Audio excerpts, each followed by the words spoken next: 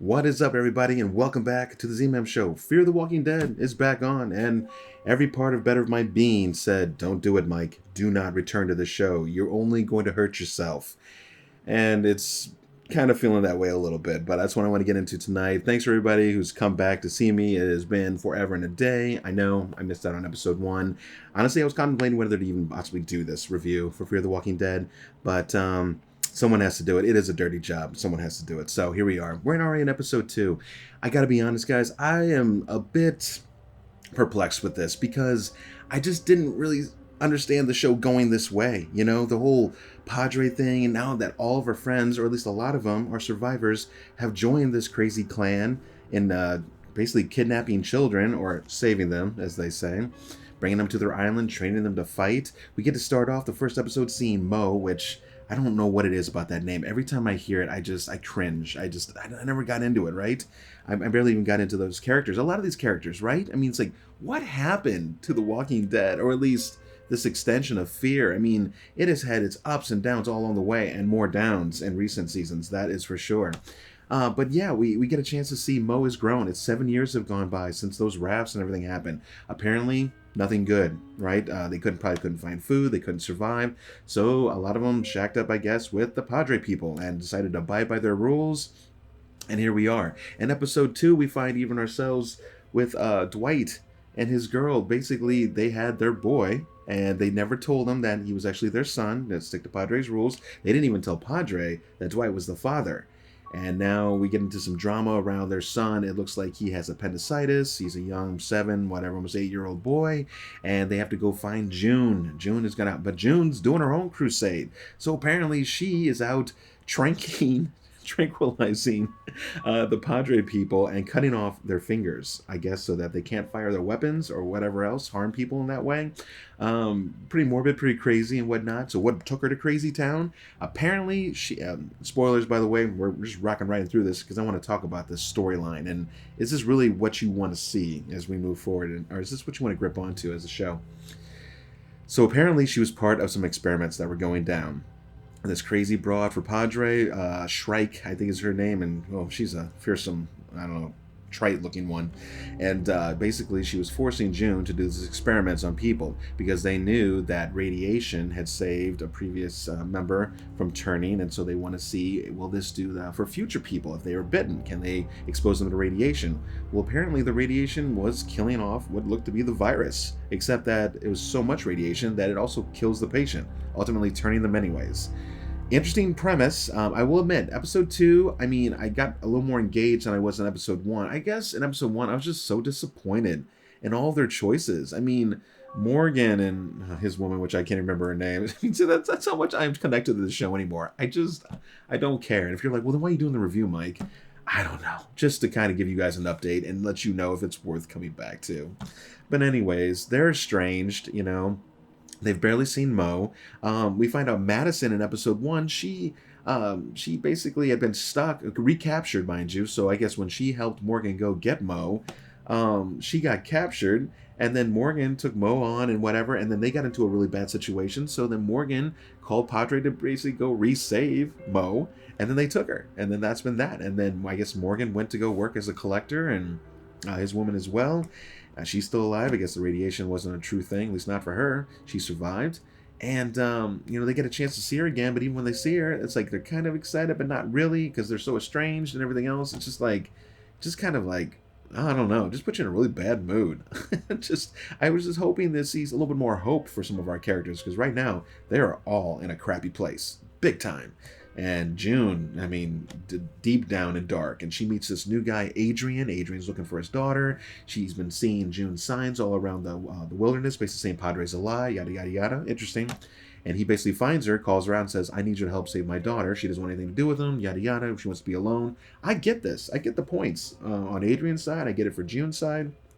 But ultimately, I think what really drew me into this episode finally, towards the end of it, was basically after Dwight and Sherry they're on top of this train car, and it's so old, I guess, and rusted or whatever. Didn't really look like it, but whatever. They fall in, and they kill off a few zombies. They get rescued and whatever. But anyways, the Padre people show up. So I don't know how they knew to show up and when to show up. That's maybe a coincidence with timing, whatever, because of reasons. But they do show up and they recapture Sherry, Dwight, and they're trying to do, I guess June is trying to do the operation on their son. So everything's going crazy. But then things get really wild. So Adrian was looking for his daughter. We find out that June did experiments on her, basically trying to cure her for the right reason, I guess you want to say. But Shrike kind of forced her to keep doing it, and it ultimately ended up killing her. So Adrian decides to go in, and I mean, a bold move, but I guess he just didn't want to live anymore. And so he knew how low June had sunk. In fact, he sunk even faster, and just immediately decided to end it. So he opened the door and went right in. I didn't mind this scene so much because I did something similar in one of my Dead Nightmare episodes where the dad just kind of embraces his daughter and just lets her go to town because he's just like, I'm done, I'm good. But anyways, that was kind of cool. But then furthermore, what really got crazy is when they go in, I guess Shrike and whatever her lackeys capture them, and June's like, I'm not doing the work for you, whatever, yada yada. And so that earlier we had saw this head clamped into this weird device. It looked like it had headphones on, but I guess it was just holding the head there. And we're like, what the hell's that? Well, apparently it's like this little zombie chopper death machine or whatever extension thing. And the poor kid's laying there passed out, about to get his appendix worked on or whatever. And Shrike, just to motivate June, extends the head out. And I'm thinking, okay, I get it. They're just going to scare June or whatever. And they actually committed. She let that head go all the way in, and it bit the boy. I was just like, I mean, I know we don't really know this kid and stuff like that, but I'm like, this kid's, more or less innocent. I mean, you don't deserve this. Not at 7 years old, 8 years old. And I thought the acting from Sherry and Dwight was on and off throughout this episode, but it was on. It was really on when he was getting bitten. I was like, okay, I feel the pain there. And June, now she's forced now. She's got to try and do something. So what I'm really curious to see is are they going to try and actually prove to be like there's some kind of cure to the zombie virus? I mean, this is the last season for Fear the Walking Dead, right? So are they going to go super bold and pull some kind of crazy move? Because I'm pretty sure Kirkman has nothing to do with this anymore. And if it is, it's very, very little. It's all being run by the other showrunners, which can't say I love them. Maybe I don't fully hate them, but definitely don't love them. No way. Especially for Fear the Walking Dead. This show is just, the storylines have just been so crazy. I would like to know what you all think. If you want to leave a comment. Are you going to even watch this season? Or are you pretty much done? Have you been done? Are you going to maybe stop back in just to kind of see what my updates and where the show goes? Just leave me a comment. I'd be curious to know. I am going to try and stick this one out. I am a bit curious. This Padre thing, it's just a whole nother clan, another crew, and we've seen so many. That's pretty much why they ended The Walking Dead. It's like we had seen enough of these different groups. Like we're just kind of done. But I mean, although I love the show, right? But I think it was just time, and for like Fear, it's time again. So I'm curious: are they going to try and introduce some kind of possible cure? I mean, is Dwight and Sherry's boy going to die in turn? I mean, I think this show needs a little bit more of that really gritty, dark, visceral type storylines, where people are actually dying. And that's the problem with this show. They never really killed anybody off for long times. They just let them keep surviving, and we just kind of stopped caring about the characters. And now in future episode, we see like Daniel might be the leader of this little rebellion group that Adrian was part of. He kept saying, there's more of us. You can help us fight Padre, yada yada. I know I keep saying that. I just I'm trying to jump on board. I'm hoping that this season can grip me. And it's got a partial. The first episode didn't really. This episode kind of gripped me a bit, but I just don't know if it has what it takes. So more time will tell. This episode overall, pretty cool. I mean, just with the concept, the hidden off train car, the experiments, kind of going back to the governor days when, was it Milton? I can't remember his name, but the dude that the governor was his little lackey, and he was kind of doing some small experiments. And anyways, he ended up turning and killing Andrea way back in the Walking Dead days. Anyways, we're going to have to see. We'll see what this is all about. So thank you for coming out. This is my little tiny rant here.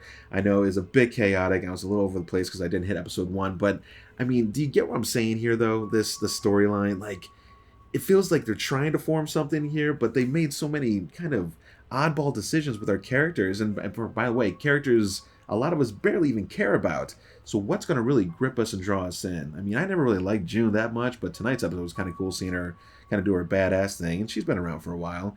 Dwight and Sherry, they've always been meh, whatever.